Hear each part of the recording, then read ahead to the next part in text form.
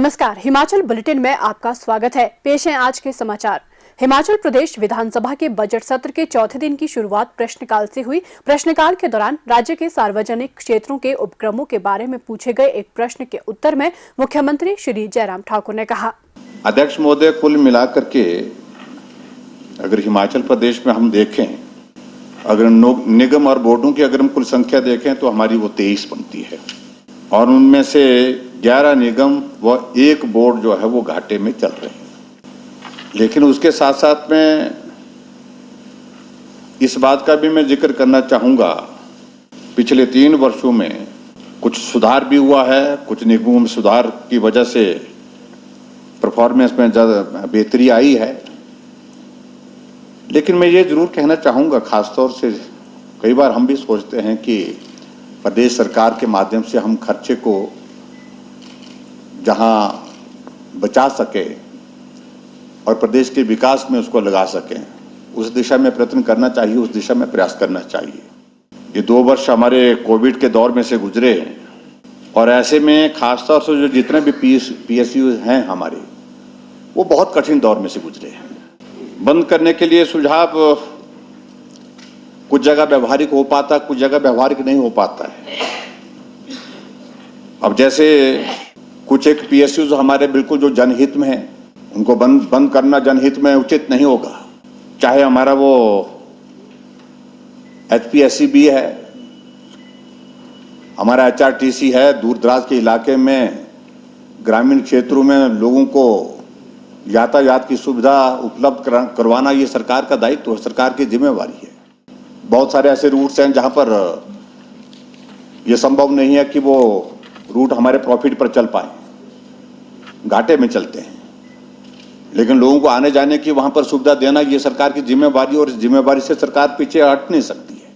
और उसी तरह से हिमाचल प्रदेश के दूर दराज के इलाके में भी बिजली पहुंचा करके वहां पर उसकी उपलब्धता जो है वो बनाए रखना, जिसमें मेंटेनेंस पर बहुत सारा खर्चा होता है, बहुत सारी चीज़ों को लेकर के उस खर्चे को वहन करना वो भी जरूरी है। क्योंकि हम किसी भी गांव को तो क्या बात, किसी घर को भी जो है अंधेरे में नहीं रख सकते हैं। ये हमारी सरकार की एक जिम्मेवारी है, जिस जिम्मेवारी का हमको निर्वहन करना पड़ता है और वो हम कर रहे हैं। और इसके अतिरिक्त कुछ एक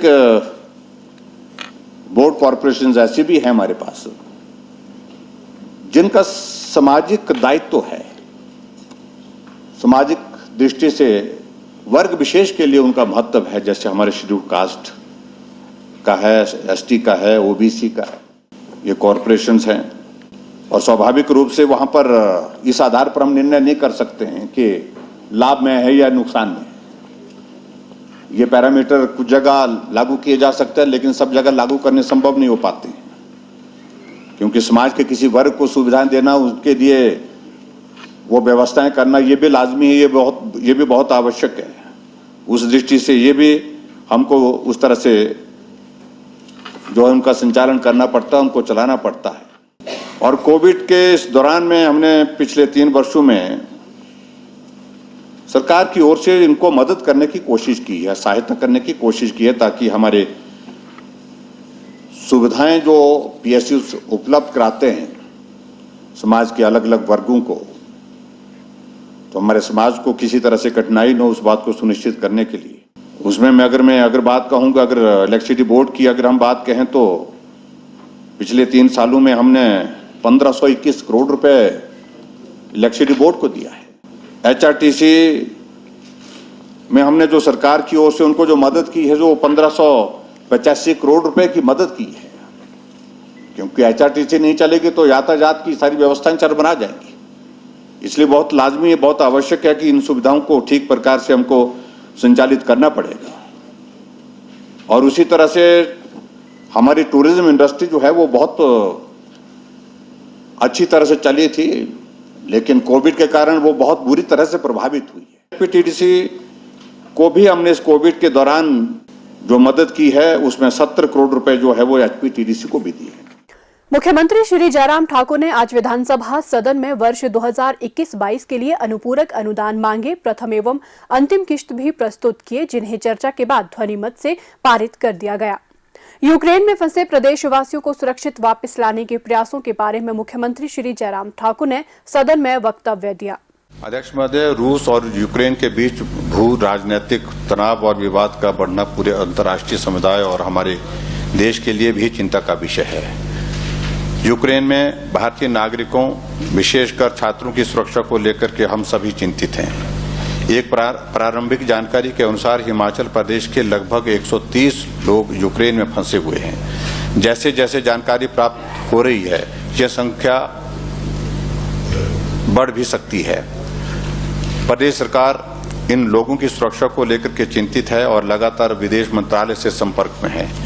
इस मुद्दे पर मैंने विदेश मंत्री श्री एस जयशंकर जी को पत्र भी लिखा है और अनुरोध किया है कि हमारे लोगों को जल्द से जल्द वहां से निकाल भारत में सुरक्षित वापस लाने के लिए हर संभव उपाय करें।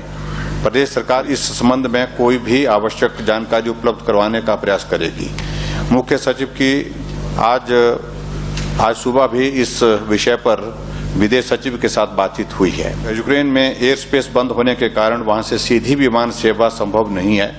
यूक्रेन के साथ भू सीमा साझा करने वाले देशों पोलैंड, हंगरी, स्लोवेक रिपब्लिक और रोमानिया में विदेश मंत्रालय ने अपने दलों की तैनाती की है।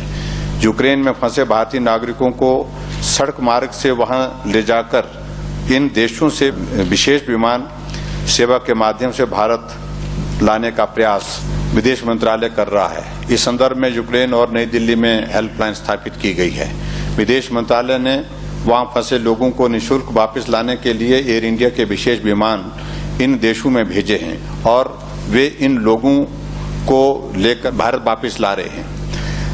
दिल्ली पहुंचने पर इन्हें हवाई अड्डे पर लेने हेतु RT-PCR टेस्ट करवाने और HRTC, HPTDC की बसों के माध्यम से प्रदेश में उन्हें वापस घर पहुंचाने की व्यवस्था हमारा हिमाचल भवन स्थित रेजिडेंट कमिश्नर कार्यालय करेगा। इसके लिए सारा खर्चा भी प्रदेश सरकार वहन करेगी। अध्यक्ष महोदय, मैं सदन को बताना चाहूंगा कि एक विमान बुखारेस्ट से दिल्ली आ रहा है, जो भारतीय समय के अनुसार आज शाम 7 बजे दिल्ली पहुंचेगा, जिसमें 15 प्रदेशवासी भी शामिल हैं और एक अन्य विमान बुखारेस्ट से मुंबई आ रहा है, जो भारतीय समय के अनुसार 2 बजे मुंबई पहुंचेगा, जिसमें 17 प्रदेशवासी भी उसमें शामिल हैं। मैं सदन के माध्यम से यूक्रेन में फंसे प्रदेशवासियों के परिवारों को आश्वस्त करना चाहूंगा कि इस कठिन घड़ी में प्रदेश सरकार उनके साथ खड़ी है। स्वास्थ्य एवं परिवार कल्याण विभाग द्वारा दोपहर 2 बजे जारी बुलेटिन के अनुसार प्रदेश में कोरोना संक्रमण की जांच के लिए आज 965 लोगों के सैंपल लिए गए, जिनमें से 310 लोगों की रिपोर्ट नेगेटिव पाई गई है, जबकि 647 लोगों की रिपोर्ट आना बाकी है। अभी तक 44,64,508 लोगों की जांच की जा चुकी है, जिनमें से 41,80,774 सैंपल की जांच नेगेटिव पाई गई है। प्रदेश में कुल 2,83,081 लोगों में कोरोना वायरस के संक्रमण की पुष्टि हुई है, जिनमें से 2,77,817 लोग इस बीमारी से ठीक हो चुके हैं और 1,149 व्यक्ति उपचाराधीन हैं।